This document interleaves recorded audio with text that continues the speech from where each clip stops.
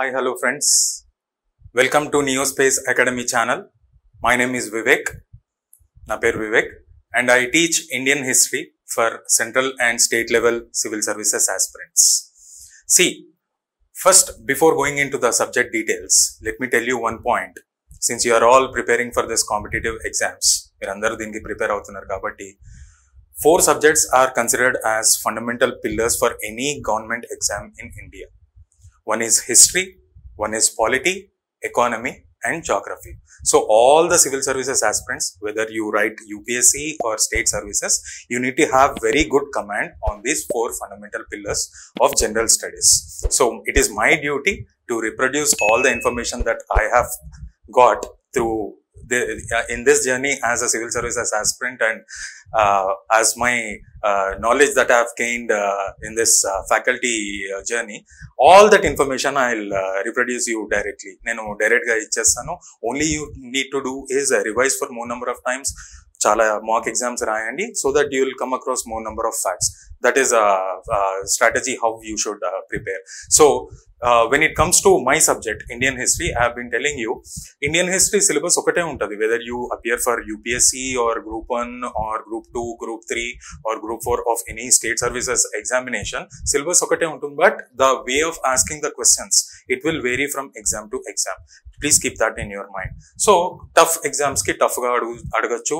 Scope ekku unna exams ki like Group 2 or other exams meeku ekkuva more number of facts adige avakasalu unnai. So through this session in this Neospace Academy channel, I'll not only share all the backgrounds, fundamentals, important concepts that are there in Indian history, then parallel ga anni facts kuda, important facts kuda meeku cheppadam jarugutundi. So please follow carefully, please revise for more number of times. It is more than enough.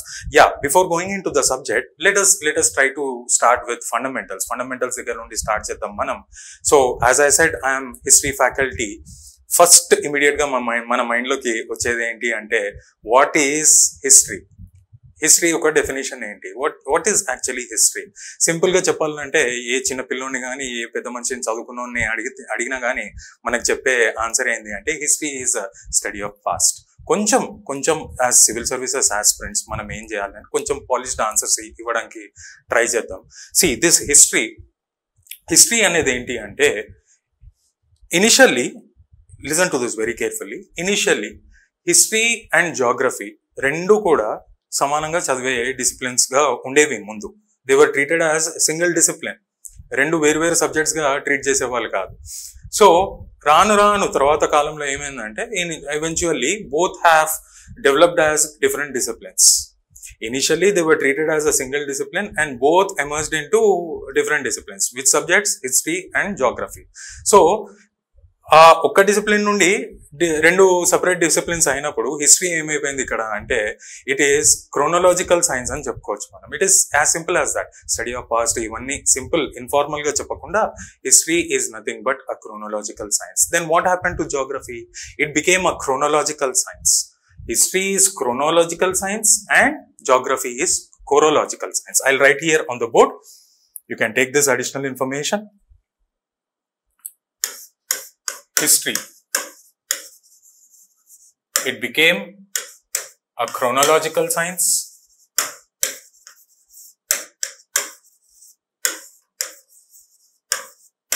And geography.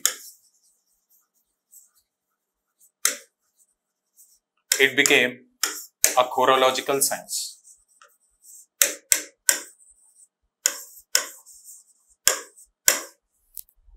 ఇంకొంచెం details లోకి వెళ్తే, what is this chronological science and what is this chorological science? ఈ fundamentals అనేవి చాలా important. మనం scratch నుండే start చేయాలి. Because look at the way we are getting the questions in all the papers. Prelims, UPSC prelims ఏ కాకుండా recent గా జరిగిన 2 తెలుగు స్టేట్స్ లో వివిధ ఎగ్జామ్స్ చూసుకుంటే ఎంత ఫండమెంటల్ ఓరియంటెడ్, ఎంత ఫ్యాక్చువల్ ఓరియంటెడ్ ఉన్నాయి. సో ఏది మిస్ చేయడానికి లేదు. సో జనరల్ అవేర్నెస్ అనేది చాలా ఇంపార్టెంట్ ఇక్కడ. సో క్రోనలాజికల్ సైన్స్, ఈ సైన్స్ ఏంటి? What is this chronological science? It is undoubtedly history. It is the science that helps us in arranging the past events according to time period. As simple as that. Time period ni base చేసుకుని events ని ఒకదాన్ని ఒక order లో arrange చేసి పెట్టడం అన్నమాట. Then what is this chorological science? Since it is not my subject, but I'm giving you this additional information. Chorological. See, chorological science is nothing but arranging the locations on planet Earth according to latitudes and longitudes. హిస్టరీలో basis ఏంటి? Time period ని ఆధారంగా తీసుకుని అన్నిటిని arrange చేస్తున్నారు. జాగ్రఫీలో basis ఏంటి? ఇక్కడ latitudes and longitudes ని బేస్ గా చేసుకుని అన్నిటిని అరేంజ్ చేయడం జరుగుతుంది. It is as simple as that. So let me repeat once again. Initially history and geography were studied together. Eventually both emerged as two different disciplines. History became a chronological science and geography became a chorological science. It is as simple as that. And coming to chronological science, it is a science that helps us in arranging the time periods that happened in the past according to time periods of the past, according to the events of the past according to the time period. I repeat once again, it is all about arranging the events of the past according to time period. Time period is the basis here. It is all about arranging the locations on planet Earth according to latitudes and longitudes. That's it. Then this is also additional information that I am giving. Who is considered as father of history? It is none other than a very ancient Greek historian. His name is Herodotus. ఈయనని father of హిస్టరీగా గుర్తించడం జరుగుతుంది. Most of them they consider him as Herodotus. ఇంకొంతమంది opinion లో వేరే పేర్లు కూడా ఉండొచ్చు, but majority of the people they consider Herodotus as father of history. He is an ancient Greek historian. ఇంతకు మించి మనం బియాండ్ వెళ్ళి ఇన్ డెప్త్ గా హెరోడోటస్ ఏం చేసేవాడు అవన్నీ మన ఎగ్జామ్ కి అవసరం లేదు. This is general awareness, general information that you need to no.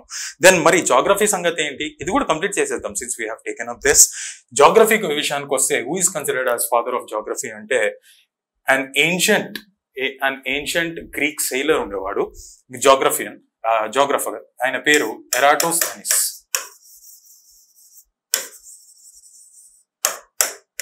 He is considered as father of geography. He was also ancient Greek. And Greeks had abundant knowledge in these fields. So, he is considered as father of history. Eratosthenes is considered as father of geography. So, this is introduction part lone enni vishayalu nechukuntunnam. So, please subscribe to this channel and immediate ga mee preparation start cheyandi. Latest updates kuda deenlo share cheyadam jarugutundi. And నేను ముందు చెప్పినట్టుగా fundamentals, backgrounds, అన్ని stories, battles, kingdoms, social conditions, economical conditions అన్ని చెప్పుకుంటానే facts కూడా మనం తరోగా discuss చేద్దాం. So that ఈ classes వింటే బయట నుండి ఎక్కడి నుండి కూడా మనం డెసిషన్ మేకింగ్ లో ఫెయిల్ అయ్యే అవకాశాలు ఉండకుండా చూసుకుందాం. సో ఇప్పుడు ఈ విషయానికి వస్తే ఐఎమ్ రబ్బింగ్ దిస్. ఈ విషయానికి వస్తే నేనేం చెప్పాను? Time period is taken as a basis in defining history. ఏమనుకున్నాం మనము? Arranging the past events according to the time period. ఈ టైం పీరియడ్ ని కూడా మనం రెండు రకాలుగా క్లాసిఫై చేయొచ్చు. దీని తర్వాత మనం సిలబస్ లోకి వెళ్దాం. Even before going in to the details of the syllabus, each and every aspirant should know about the fundamentals. So ఇది చేసినాక సిలబస్ త్వరగా డిస్కస్ చేద్దాం. ఓకే, సో ఈ టైం పీరియడ్ విషయానికి వస్తే మనం అనుకున్నట్టు ఏం చెప్పాను? Time period is a basis అని చెప్పాను. ఈ టైం పీరియడ్ ని కూడా మనం రెండు రకాలుగా క్లాసిఫై చేసుకోవచ్చు. Prehistoric period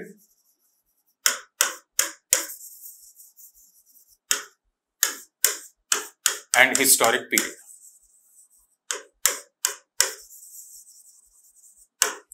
prehistoric period ఒకటి, హిస్టారిక్ పీరియడ్ ఒకటి. ఏంటి దీని బేసిస్ ఏంటి? How we're dividing again this time period అంటే, ప్రీ హిస్టారిక్ పీరియడ్ అని దేన్ని అంటామంటే, ఒట్టి మనము ఆర్కియాలజికల్ ఎక్స్కవేషన్స్, దాని స్టడీస్ ద్వారా నేర్చుకున్న ఇన్ఫర్మేషన్ అంతా కూడా ప్రీ హిస్టారిక్ పీరియడ్ కిందనే వస్తుంది. మరి రైటింగ్స్, స్క్రిప్ట్స్ ఉండేవా అంటే ఉన్నా కానీ కంప్లీట్ గా డెసిఫర్ అయి ఉండకపోవచ్చు. They could not be deciphered completely. Even if they existed, they could not be deciphered or decoded completely. అది ఏంటి అనేది ఎవరికి అర్థం కాలేదు. So we study this part of time period based on archaeological studies and excavations only. That is the only source to study. ఏదైనా ancient remnants, ఏదైనా inscriptions, ఏ ఉన్నా, if that is decoded, it is well and good. కాకపోతే మాత్రం we are relying on that part only. So it falls under prehistoric period. So మరి historic period ఏంటి? హిస్టారిక్ పీరియడ్ లో along with the archaeological studies there will be writings, there will be beautiful scripts అన్ని ఉంటాయి which are well decoded. అంత perfect గా అర్థమవుతుంది అనమాట. Everything falls under this historic period. Okay, so మరి మీకు ఒక డౌట్ రావచ్చు, ఆర్కియాలజికల్ స్టడీస్ ఒక ఇన్ఫర్మేషన్ ఇస్తాయి, రైటింగ్స్ స్క్రిప్ట్ ఒక రకమైన ఇన్ఫర్మేషన్ ఇస్తాయి. What if there arises a conflict between both, which will prevail? This is a wonderful part to be noted. Whenever there is a conflict between archaeological studies or excavations and historical writings, always the information that is provided by archaeological studies will only prevail. Please remember this in your mind. ఏది ఎక్కువ important? Archaeological sources ఇచ్చే information important. Even they have to whatever information they are giving, అది ఏదైతే information ఇస్తున్నారో it has to supplement to the information that we're getting through historical writings. అవి complementary ఉండాలి. It should supplement and both should be complementary. They should not be conflicting. If conflict arises, archaeological studies only will prevail. Please remember this point. And మన Indian హిస్టరీకి వస్తే ఈ time period లో ఏ chapters cover అవుతాయి అంటే ఇది కూడా గుర్తుపెట్టుకోండి. These are also very important facts. Stone age cultures అన్ని దీనిలో వచ్చేస్తాయి. అదేంటి అనేది మనము డీటెయిల్స్ ఒక్కొక్క చాప్టర్ డిస్కస్ చేసేటప్పుడు దాని స్టోన్ ఏజ్ కల్చర్ అని ఏమంటారు, ఎందుకంటారు, డిఫరెంట్ కల్చర్స్ ఏంటి అన్ని కూడా తరువుగా చెప్పుకుందాం. But understand this facts here. Stone age cultures వచ్చేస్తాయి. ఇండస్ వ్యాలీ సివిలైజేషన్ కూడా వచ్చేస్తుంది ఇక్కడ. స్టోన్ ఏజ్ కల్చర్స్ వచ్చేస్తున్నాయి, ఇండస్ వ్యాలీ సివిలైజేషన్. ఇవి ఎగ్జిస్ట్ అయిన టైం పీరియడ్ అంతా కూడా మనం ప్రీ హిస్టారిక్ పీరియడ్ గానే భావిస్తాం. మరి ఇండస్ వ్యాలీ సివిలైజేషన్ కి స్క్రిప్ట్ ఉండేది. But as I said in the beginning of the discussion of this topic, script ఉన్నప్పటికీ it could not be decoded completely. అసలు ఆ స్క్రిప్ట్ ఎందుకు యూజ్ చేశారు, దాని పర్పస్ ఏంటి, ఇంకా రీసెర్చ్ జరుగుతూనే ఉంది.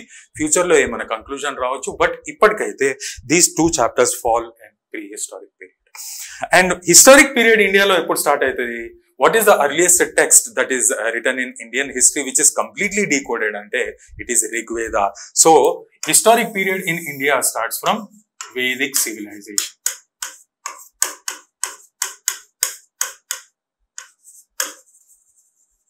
And as I told you, the earliest text that was completely decoded and it was written in Indian history edaina undi ante it is Rig Veda. Andukane early Vedic period ni Rig Vedic age అని కూడా అనడం జరుగుతుంది. అది ఎందుకు అనేది కూడా మనం ఆ చాప్టర్లోకి వెళ్ళినాక తరువుగా ఎలాబొరేట్ గా డిస్కస్ చేద్దాం. సో చూడండి ఎన్ని ఫ్యాక్ట్స్ నేర్చుకుంటాం even before going in to the subject matter. So this is how your preparation should be. General awareness is very important for decision making. And as I have told you, this is my sincere request. Revise for more number of times, gather more number of facts through mock exams. That should be your preparation. And I am rubbing this, friends. Let us go into the details of the syllabus directly. So మనకి Indian history చదువుతున్నాం కాబట్టి different models కనిపిస్తాయి మీకు. Indian హిస్టరీలో ancient Indian history ఉంటుంది, medieval Indian history ఉంటుంది, modern Indian history ఉంటుంది, and post independent era కూడా ఉంటుంది.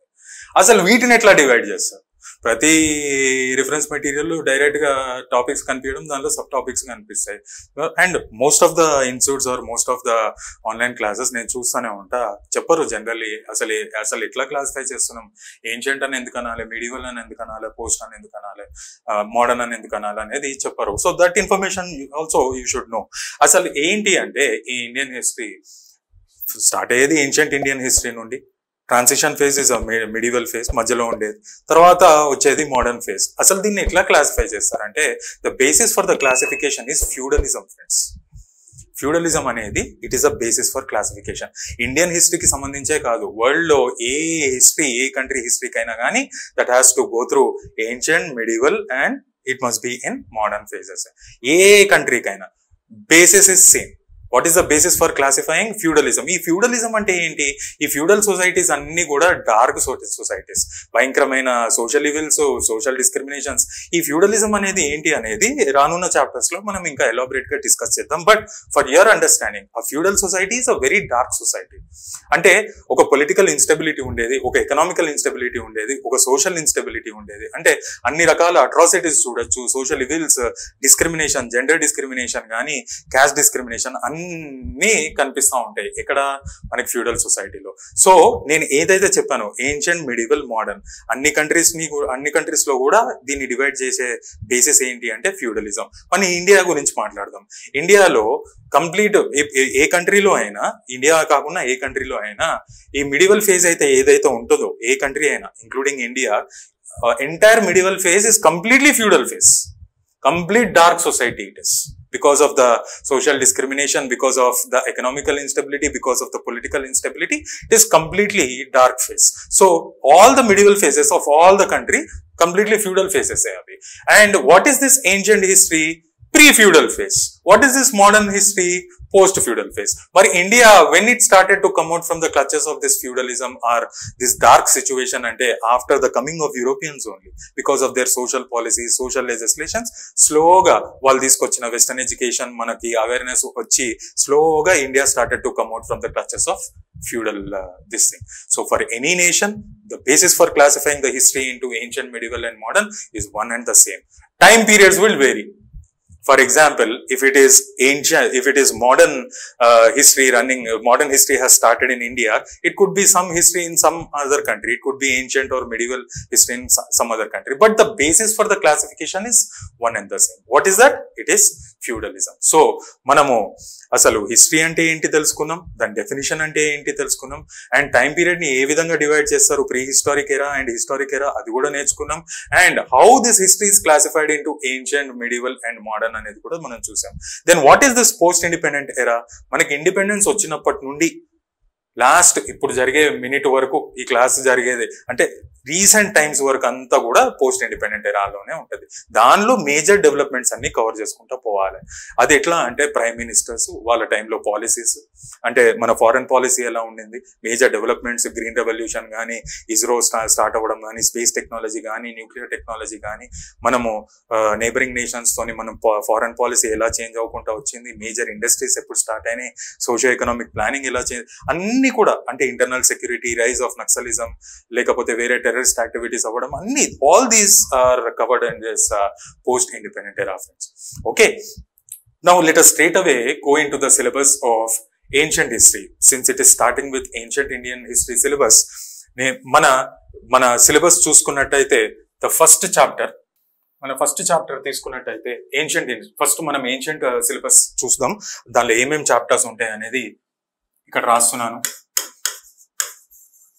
Ancient, it starts with stone age cultures. ఇది తరోగా డిస్కస్ చేద్దాం when we get into the chapters. తర్వాత వచ్చేది ఇండస్ వ్యాలీ సివిలైజేషన్, ఐవిసి అని రాస్తున్నాను దీన్ని. మీరు కూడా అట్లా షార్ట్ ఫామ్ లో రాసుకోవచ్చు in order to save time and space. తర్వాత వచ్చేది ఆర్యన్ సివిలైజేషన్,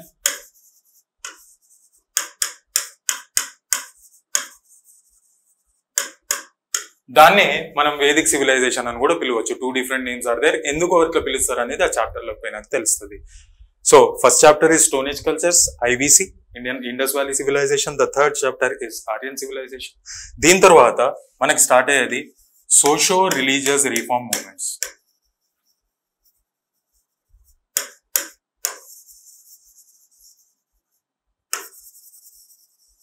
నేను ఒక మాట చెప్తాను మీకు ఇక్కడ. ఈ సోషో రిలీజియస్ రిఫార్మ్ మూవ్మెంట్స్ అనేది మనకి ఏన్షియంట్ లో వస్తాయి, మిడివల్ లో వస్తాయి, మోడర్న్ లో కూడా వస్తాయి. 3 different chapters, 3 different ideologies, 3 different peoples, and the many more movements will be there. But chapter will be covered in ancient, medieval and modern also. అసలు ఏంటి అంటే ఈ ఏన్షియంట్ పీరియడ్ లో వచ్చే సోషల్ రిలీజియస్ రిఫార్మ్ మూవ్మెంట్స్ లో మనము philosophers and there philosophies నేర్చుకుంటాం, which again turn into religions like Buddhism, Jainism, ఇంకా కొన్ని కూడా ఉన్నాయి. అండ్ వాళ్ళ philosophies will be helpful for your ethics paper also. And అది కాక మనకి మరి మిడివల్ ఫేజ్ లో వచ్చేది ఏంటి అంటే మీరు స్కూల్లో కూడా చదివి ఉండొచ్చు, bhakti and Sufi movements. Bhakti movement was started to bring reforms in Hindu society and Sufi movement was started to bring reforms in Islamic society. అది మిడివల్ ఫేజ్ లో వస్తుంది. మరి మోడర్న్ ఎరాలో సోషల్ రిలీజియస్ రిఫార్మ్ మూవ్మెంట్స్ ఏంటి? అదే ఈ సోషల్ ఈవిల్స్ కి మనకున్న సతీ కానీ, విడో రీమ్యారేజెస్ లేకపోవడం కానీ, చైల్డ్ మ్యారేజెస్ బాగా జరగడం కానీ, వీటన్నిటి విరుద్ధంగా అప్పుడు వెస్టర్న్ ఎడ్యుకేషన్ స్టార్ట్ అయ్యి మిడిల్ క్లాస్ ఇంటెలెక్చువల్స్ అంటే చాలా మంది ఇంటెలెక్చువల్స్ ముందుకొచ్చి మూవ్మెంట్ స్టార్ట్ చేయడం జరిగింది. బ్రిటిష్ గవర్నమెంట్ పైన ప్రెషర్ తీసుకురావడం జరిగింది. అందులో బెస్ట్ మీకు స్కూల్లో చదివే ఉంటారు వీళ్ళ పేర్లందరూ, ఈశ్వర్ చంద్ర విద్యాసాగర్ కానీ, రాజా రామ్మోహన్ రాయ్ కానీ, మన ఆర్య సమాజ్ మూవ్మెంట్ మన దయానంద సరస్వతి కానీ, వీళ్ళ స్వామి వివేకానంద రామకృష్ణ మూవ్మెంట్ కానీ, వీళ్ళందరిది మోడర్న్ ఇండియన్ హిస్టరీలో నేర్చుకుంటారు. Let me tell you one point. ఈ మూడు మాడ్యూల్స్ లో కూడా సోషల్ రిలీజియస్ రిఫార్మ్ మూవ్మెంట్స్ ఉన్నప్పటికీ మనకి ఏన్షియంట్ అండ్ మిడివల్ పీరియడ్స్ లో జరిగే సోషల్ రిలీజియస్ రిఫార్మ్ మూవ్మెంట్స్ ఇవి పబ్లిక్ ఒక ఇష్యూస్ అంటే మాసెస్ యొక్క ఇష్యూస్ సాల్వ్ చేయడానికే ప్రయత్నించాయి. There was no much wide gap between different philosophical thoughts or ideologies or religions also. అంటే కొట్టుకుని చచ్చేవాళ్ళు కాదు దానిపైన. సో అంత ఒక రకమైన పీసే ఉండేది. They mostly try to offer or give solutions to the issues of the people in the society. మరి when it comes to modern period, నేను ఇది ఎందుకు చెప్తున్నా అంటే ఇప్పుడు మీకు అర్థమవుతుంది. మోడర్న్ పీరియడ్కి వచ్చే వరకు సోషల్ రిలీజియస్ రిఫార్మ్ మూవ్మెంట్స్ అన్ని రిలీజియన్స్ లో స్టార్ట్ అయిపోయినాయి. సిక్ రిలీజన్ లో ఉండేది, ఫార్సీ కమ్యూనిటీలో ఉండేది, ఇస్లామిక్ కమ్యూనిటీలో ఉండేది, హిందూ కమ్యూనిటీలో జరిగే ఈవిల్స్ కి విరుద్ధంగా చాలా మూవ్మెంట్స్ స్టార్ట్ అయ్యాయి. కానీ చేస్తా పబ్లిక్ కి ఒక ప్రాబ్లమ్ సాల్వ్ చేసుకుంటానే ఈ క్రమంలో ఏమైపోయింది, the gap between different religions in the society బాగా పెరిగిపోయింది. That was taken as an advantage by these Britishers. They could implement, they were in a situation where they have implemented that divide and rule policy very successfully. ఈ gap రావడం, వాళ్ళ divide and rule policy బాగా implement చేయడం, దానికి major outcome ఏదైనా ఉందా అంటే Indian subcontinent got divided into India and Pakistan. You all know that. That is the reason I have taken up this. See ఒక దీనిలోనే ఇన్ని ఫండమెంటల్స్ ఉన్నాయి నేర్చుకోవడానికి, ఇంత ఇంటర్లింకింగ్ ఉందంటే డెఫినెట్ గా రాను చాప్టర్స్ ఏ విధంగా ఉంటాయి ఈ ఛానల్లో అనేది మీకు తెలియదు కాదు. So social religious reform movements. దీని తర్వాత మనం ఏమొస్తుంది టాపిక్ అంటే షోడశ మహాజనపదాస్.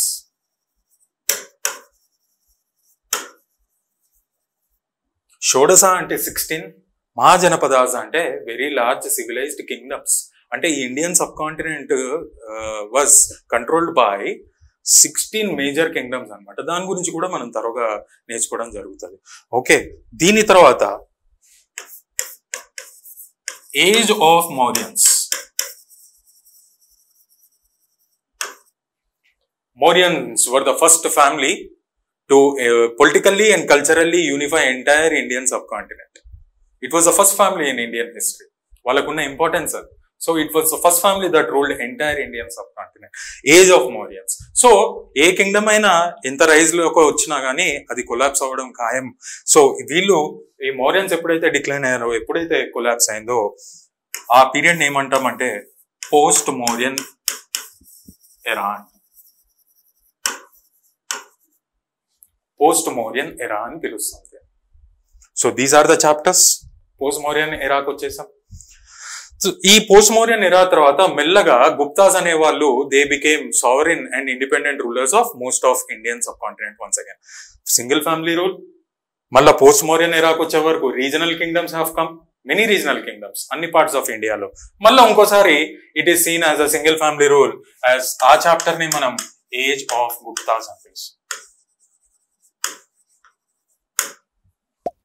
మళ్ళీ సింగిల్ ఫ్యామిలీ రూల్. ఏ కింగ్డమ్ అయితే పీక్ స్టేజ్ లోకి వస్తుందో అది కొలాప్స్ అవ్వడం ఖచ్చితంగా ఖాయం. కాబట్టి ఇది జరిగినాక ఈ ఏజ్ ఆఫ్ గుప్తాస్, ఈ గుప్తాస్ రూల్ తర్వాత కొలాప్స్ అయినాక పోస్ట్ గుప్తా ఎరా అంటాం.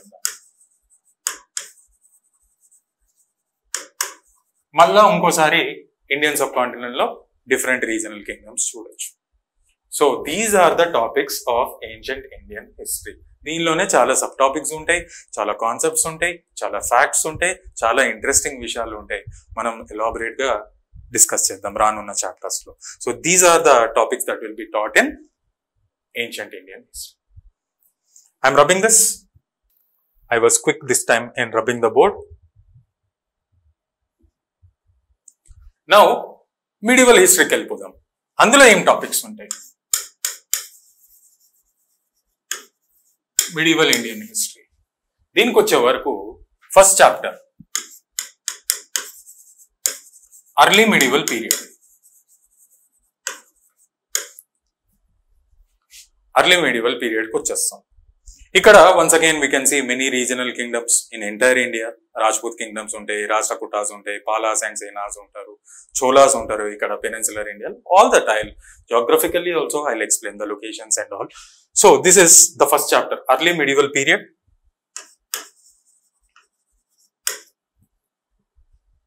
దాని తర్వాత emergence of Islam.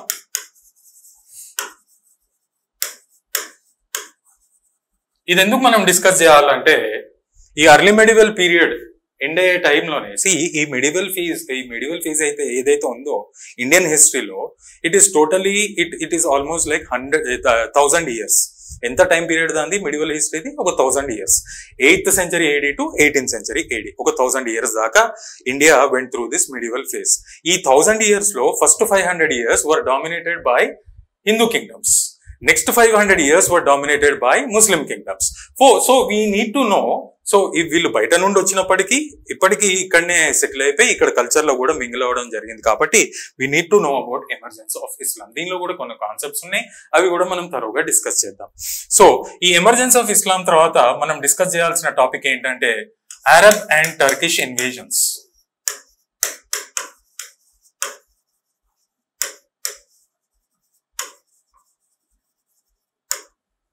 Arab and Turkish invasions ఏ విధంగా జరిగినాయి, ఎందుకు జరగాల్సి వచ్చింది, దాని ఇంపాక్ట్స్ ఏంటి, మన ఇండియన్ సొసైటీ పైన ఇంపాక్ట్స్ ఏంటి, ఏ విధమైన బ్యాటిల్స్ ఫైట్ చేసినారు, అంతా కూడా will be discussing in this Arab and Turkish invasions. దానికి next chapter the age of Delhi సల్తనత్.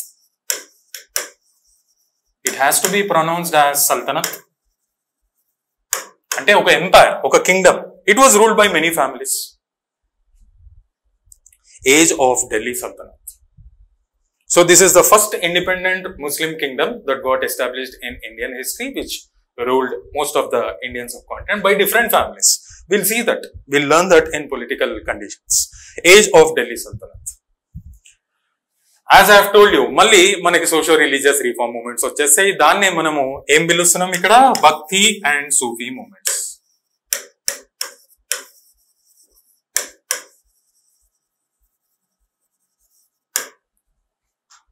So A Kingdom అయినా పీక్ స్టేజ్కి వెళ్ళింది, కొలాప్స్ అయిపోవాలి. కాబట్టి ఢిల్లీ సల్తనత్ ఎప్పుడైతే కొలాప్స్ అయిందో మళ్ళీ ఇండియాలో చాలా రీజనల్ కింగ్డమ్స్ వచ్చినాయి. ఆ రీజనల్ కింగ్డమ్స్ లో for your examination particularly we need to discuss about Bahmani and Vijayanagara Kingdom. ఇక్కడ రీజనల్ కింగ్డమ్స్ అని రాసుకుంటాం.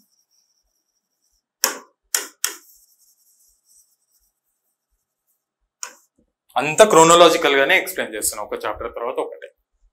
ఈ రీజనల్ కింగ్డమ్స్ తర్వాత మనకి నెక్స్ట్ చదవాల్సింది ఏంటి అంటే the age of Mughals. Mughal rule we have to study.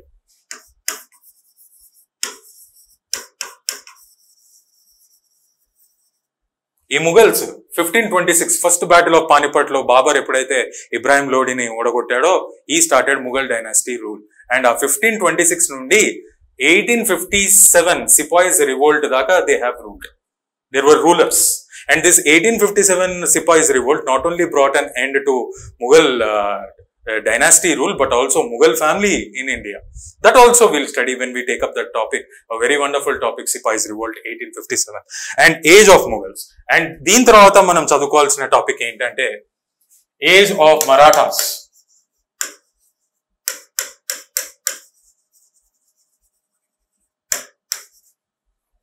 So it starts with early medieval period. Next chapter is emergence of Islam. Next is Arab and Turkish invasions. Next is age of Delhi Sultanate. Next is Bhakti and Sufi movements. Next is regional kingdoms. Next is age of Mughals, followed by age of Marathas. Marathas అన్ని families ని ఒక platform లోకి తీసుకొచ్చి ఒక mighty Maratha umpire ని సృష్టించిన మనిషి ఛత్రపతి శివాజీ. ఆయన గురించి కూడా డిస్కస్ చేద్దాం, ఆయన సక్సెసర్స్ గురించి డిస్కస్ చేద్దాం. అండ్ నేను ఒక విషయం చెప్తాను, ఇక్కడ ముగల్స్ గానీ మరాఠాస్ గానీ ఈ మిడివల్ పీరియడ్ లోకి వస్తే గ్రేటర్ ముగల్స్ గురించే మనం డిస్కస్ చేయడం జరుగుతుంది. ఈ మిడివల్ ఫేజ్ లో గ్రేటర్ ముగల్స్ ఎవరు? Babur followed by his son Humayun was succeeded by his son Akbar was succeeded by his son Jahangir was succeeded by his son Shah Jahan was succeeded by his son Aurangzeb. These are 6 greater Mughal emperors. వాళ్ళ గురించి తరువుగా మనం medieval హిస్టరీలో cover చేయాల్సిందే. And age of Marathas, early Maratha rule మనం cover చేస్తాం, Chhatrapati Shivaji and his immediate successors. మరి later Marathas ఎవరు sir అంటే దే ఆర్ పేష్వాస్. ప్రైమ్ మినిస్టర్సే పవర్ ని చేతిలోకి తీసుకొచ్చి మరాఠా సంస్థానాన్ని ఒక వెలుగులోకి తీసుకెళ్లడం జరిగింది. The real rise of Marathas was seen under the rule, indirect rule of Peshwas, the prime ministers. That will be ఈ later Mughals and Peshwa rule will be studying as part of modern Indian history. Right? Okay, I'm rubbing this. ఇప్పుడు modern Indian హిస్టరీకి వచ్చేద్దాం.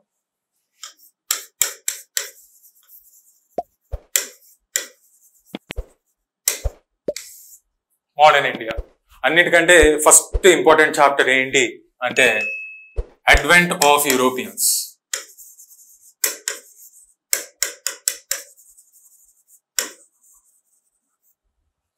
అసలు Europeans ఏ విధంగా రావడం జరిగింది, merchants అనే పేర్లతోని కంపెనీలు ఎలా పెట్టారు, అందరికి ఈస్ట్ ఇండియా పేరు కంపెనీ అనే ఉండేది. British the English east India company, French the French east India company, Danish the Danish India east India company, అట్లా అన్నిటికీ ఈస్ట్ ఇండియా కంపెనీ అనే పేరు ఉండేది. సో మర్చెంట్స్ గా ఏ విధంగా వచ్చి రిసోర్సెస్ ని ఎట్లా ఎక్స్ప్లోయిట్ చేయడం స్టార్ట్ చేశారు అనేది దీనిలో మనము నేర్చుకోవడం జరుగుతుంది. దాని తర్వాత మెల్లగా మర్చెంట్స్ గా వచ్చిన వాళ్ళు ఒక పొలిటికల్ మాస్టర్స్ గా ఎలా మారారు అనేది మనం నేర్చుకునేది ద కాంక్వెస్ట్ ఆఫ్ బ్రిటిష్. ఒక్కొక్క టెరిటరీని బ్రిటిష్ ఏ విధంగా దాని కంట్రోల్లోకి తీసుకొని రావడం జరిగింది అనేది మనము థరోగా ఈ చాప్టర్ లో నేర్చుకుంటాం. చాలా బ్యాటిల్స్ ఉంటాయి, ఒక్కొక్క కింగ్డమ్ ని ఎలా మ్యానిపులేట్ చేసింది, ఎట్లా ఓడగొట్టింది, ఎట్లా దాని కంట్రోల్లోకి తీసుకుంది, అంతా బ్యూటిఫుల్ గా ఉంటది. అన్ని కూడా మనం నేర్చుకుందాం దీనిలో. అడ్వెంట్ ఆఫ్ యూరోపియన్స్ తర్వాత ఇమీడియట్ గా మనం చదివేది కాంక్వెస్ట్ ఆఫ్ బ్రిటిష్. ఎప్పుడైతే మెజారిటీ ఆఫ్ ద టెరిటరీని దాని కంట్రోల్లోకి తెచ్చుకుందో దాని పాలసీస్ ఇంప్లిమెంట్ చేయడం స్టార్ట్ చేసింది. So the next topic will be the policies of British.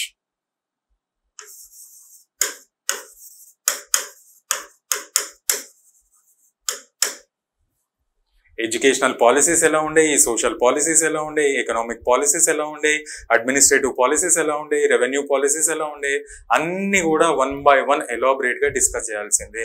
A governor general టైంలో ఏ పాలసీ ఇంప్లిమెంట్ అయింది, ఈ విధంగా మనకి maths the following type of questions అడిగే అవకాశాలు కూడా ఉన్నాయి. Policies of the British. మరి ఈ పాలసీస్ ఎంత ఎక్స్ప్లాయిటేటివ్ ఉండేవి అంటే డెఫినెట్ గా ఇండియన్స్ రియాక్ట్ అయ్యే ఉండేవాళ్ళు కదా. So next chapter will be the reaction of Indians.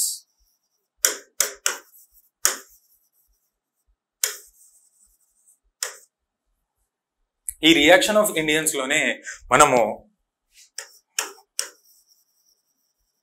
Pheasant revolts, దీనిలోనే చెప్తున్నాను, ట్రైబల్ రివోల్ట్స్, ట్రైబల్స్ కూడా రివోల్ట్ అయినారు, సిపాయిస్ రివోల్ట్ 1857. ఈ మూడు కూడా దీనిలోనే కవర్ అయిపోతాయి. రియాక్షన్ ఆఫ్ ఇండియన్స్ ఇంత సింపుల్ గా చెప్పుకుంటున్నాం మనం. సో ట్రేడర్స్ లాగా వచ్చారు, తర్వాత పొలిటికల్ మాస్టర్స్ అయ్యారు, పాలసీస్ ఇంప్లిమెంట్ చేశారు, లోకల్ పబ్లిక్ కి నచ్చలేదు, రియాక్ట్ అయినారు. Peasant revolts, tribal revolts, sepoys revolt. ఎందుకనేది మనం ఆ స్టోరీలోకి వెళ్తే మీకు క్లియర్ కట్ గా అర్థమవుతుంది. దీని తర్వాత I'm rubbing this friends. So social religious reform movements ancient లో చదివాం, మెడివల్ పార్ట్ లో చదివాం, ఇప్పుడు ఇక్కడ కూడా చదువుతాం. ఇక్కడనే మనకి రాజా రామ్మోహన్ రాయ్, స్వామి వివేకానంద, ఇట్లా గొప్ప గొప్ప వాళ్ళ ఫిలాసఫీస్ ఏంటి, వాళ్ళ లిటరరీ వర్క్స్ ఏంటి, వాళ్ళు స్టార్ట్ చేసిన పేపర్లు ఏంటి, ఆర్గనైజేషన్స్ ఏంటి, అన్ని కూడా దీనిలో కవర్ అయిపోతాయి. దీనిలో ఇంకో టాపిక్ కూడా ఉంది మోడర్న్ ఇండియన్ హిస్టరీలో. జనరల్లీ ఇది పెద్దగా కవర్ చేయరు బయట ఎక్కడ కూడా, బట్ దాని నుండి కూడా క్వశ్చన్స్ వచ్చే అవకాశాలు ఉన్నాయి. The rise of press and literature. ఈ ప్రెస్, జర్నల్స్ అనేది ఏ విధమైన రోల్ ప్లే చేసినాయి, అసలు ఎట్లా ఎమర్జ్ అయినాయి, అసలు బ్రిటిష్ వాళ్ళు ఏ విధమైన శాంక్షన్స్ తీసుకొచ్చారు ఆ ప్రెస్ ని కంట్రోల్ చేయడానికి, అన్ని కూడా దీనిలో కవర్ చేయడం జరుగుతుంది. And the most important and lengthiest part of this modern Indian history is Indian national movement.